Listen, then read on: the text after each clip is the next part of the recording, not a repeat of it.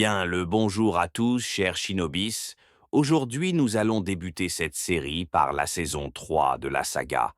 Nous espérons que vous serez comblés à la fin de cette vidéo d'introduction. Bien, commençons. C'était la fin du raid de l'île de Jeju. Le chaos entraîné par celui-ci était d'un niveau jamais vu auparavant, que ce soit sur les réseaux sociaux que par les médias. Notre protagoniste recevait de éloges de toutes parts désormais. Lui qui voulait rester invisible au début, eh bien, là c'est raté. Le raid sur l'île fut sa première apparition depuis qu'il était officiellement devenu un classe S. La population coréenne, pour la plupart, était sûre qu'avec une telle puissance, ils n'allaient pas tarder à avoir leur chasseur de rang nation. C'est vrai que vu sa puissance, ce n'était que normal. Il avait presque conquis à lui seul un donjon de classe S. Pour d'autres, il devait encore faire ses preuves. Comment c'était possible que lui, qui autrefois était un rang E, ait pu devenir aussi fort, se demandaient beaucoup de personnes. Le raid était devenu un important sujet de discussion au point que le nom de Sung Jin-woo était sans arrêt mentionné. Mais dans cette masse, beaucoup de critiques sur le fait qu'il devait normalement arriver plus tôt, pour éviter tous les dégâts arrivés. D'autres se demandaient même pourquoi il était finalement venu alors qu'il n'était pas censé participer à la base. Mais malgré tout cela, beaucoup de personnes le soutenaient, mais peu d'entre eux s'opposèrent aux critiques, car il restait vrai que plusieurs personnes étaient mortes à cause de son intervention tardive. Notre protagoniste était là devant la stèle pour présenter ses hommages aux combattants qui avaient péri durant le raid. Des familles endeuillées n'arrivaient pas à se retenir face à cette fatalité. Notre protagoniste venait de remarquer le chasseur de classe S à côté de lui, c'était Baek, maître de la guilde du Tigre Blanc. Il venait de faire savoir à Sung qu'il avait toujours pensé qu'un héros seul ne pouvait pas mettre fin à une guerre. Mais depuis ce raid, il en vient à penser que ce n'est pas forcément vrai. Il demanda à Sung de relever la tête car il venait d'écrire le dernier chapitre de cette tragique histoire. Il le remercia avant de s'en aller. La chasseuse Cha Hae-in venait de croiser le regard avec Sung, notre protagoniste. Celle-ci devient subitement rouge au point où notre protagoniste crut qu'il avait fait quelque chose de mal. Pendant le raid de l'île de Jeju, 4801 chasseurs avaient de participer, dont 727 étaient de simples éveillés. Parmi ceux-ci, 64 éveillés et 32 civils sont morts.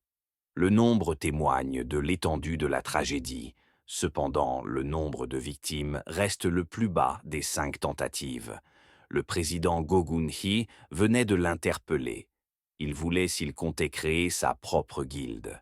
Un rang S, normalement, n'a pas besoin d'une licence de maître de guilde. Il a juste besoin de faire une demande à l'association et il s'occupera du reste.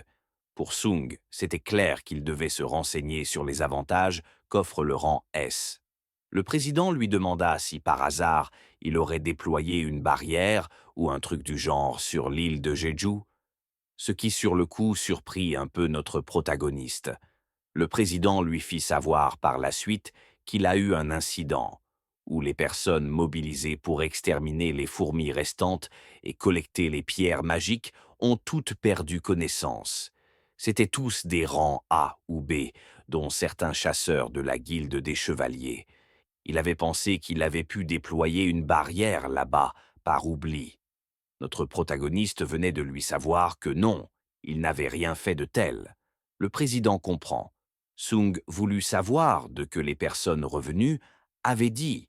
Le président aussitôt lui fit savoir que rien. Ils avaient tous perdu la mémoire des événements passés avant de s'évanouir. Actuellement, ils ne sont même pas en mesure de déterminer si c'est d'origine magique ou non. Pour notre protagoniste, c'est sûr que les fourmis auraient dû placer certains pièges qu'il aurait pu rater sans se rendre compte. Un des hommes de main du président Go Geum-hye venait de faire savoir au président qu'il était attendu pour une mise au point. Il venait de faire savoir à Sung de l'excuser. Il a un autre rendez-vous dans peu de temps. Merci à lui de s'être tenu disponible. Il fallait qu'il rentre chez lui aussi. Il venait de se diriger vers sa voiture quand il fut interpellé par une personne.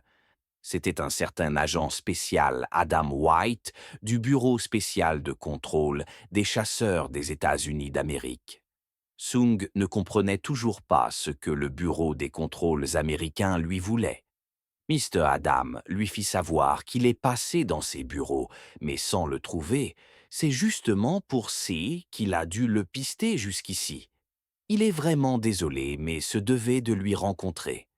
Il se rappelle que son associé Jin-ho l'avait parlé d'un étranger qui parlait anglais, était venu au bureau. C'est clair que ça doit être lui.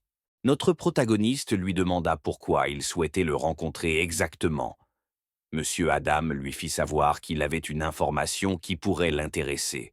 Probablement aucun pays ni organisation n'a cette information, à part eux les Américains, évidemment. Notre protagoniste était un peu confus. Il voulait savoir pourquoi est-ce qu'ils veulent lui donner à lui une telle information. Mr. Adam lui fit savoir qu'il souhaite en tirer profit en révélant cette info qu'à certaines personnes. Il comptait le rencontrer seul, mais après sa prestation du raid de l'île de Jeju, son directeur adjoint souhaite lui rencontrer en personne. Comme vous vous en doutez, c'est exceptionnel. Pour le reste, je laisse le directeur adjoint vous en parler. Nous avons une voiture prête tout près. Voudriez-vous rencontrer le directeur adjoint? Sung resta sceptique. Il fit savoir à celui-ci qu'il n'était pas vraiment sûr de croire à son information. Il va y réfléchir et leur contacter. Mr. Adam n'avait pas encore terminé avec lui. Il venait de faire savoir à Sung qu'il oubliait les bonnes manières. Lors d'une négociation, on ne doit pas cacher ses atouts. Il attira particulièrement l'attention de Sung. Il demanda par la suite à Sung s'il était au courant qu'il existe un éveillé qui peut améliorer les capacités d'un autre éveillé. Il venait probablement de mettre fin au sceptisme de notre protagoniste qui finirent par le suivre. Après s'avoir roulé pendant un certain moment, il venait d'arriver devant un grand bâtiment. Il venait de rencontrer le directeur adjoint qui était très ému de faire sa connaissance. Son nom à lui, c'est Michel Connor, directeur adjoint du bureau de contrôle des chasseurs. Après s'être assis, Mr. Connor fit savoir à notre protagoniste qu'il irait droit au but avec lui. Voici ses papiers d'immigration vers les États-Unis. Cela prend habituellement 2 ans pour les obtenir. Mais pour lui, c'est différent. Un seul mot de sa part, et il devient citoyen américain immédiatement. Pour Sung, notre protagoniste, ils étaient en train de se méprendre. Il n'est venu ici que parce que l'agent Adam lui a parlé d'une information qu'il pouvait l'obtenir. Il veut savoir si augmenter les capacités, c'est vraiment possible. Le directeur d'un sourire, Louis fit savoir qu'en réalité, la personne avec cette capacité est déjà présente. Il demanda qu'on la fasse entrer immédiatement. Sung n'avait même pas remarqué sa présence. Il fut très impressionné par ce qu'il allait entendre. Merci à tous d'avoir suivi cette première d'une longue série avec nous. Nous vous promettons une très longue vidéo pour la prochaine fois. N'hésitez pas à vous abonner et partager la vidéo au max. À bientôt, chers Shinobis.